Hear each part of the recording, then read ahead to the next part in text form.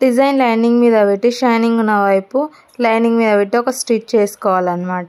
తర్వాత main cloth మీద పెట్టి మనం నీట్గా అనేది స్టిచ్ చేసుకోవాలన్నమాట.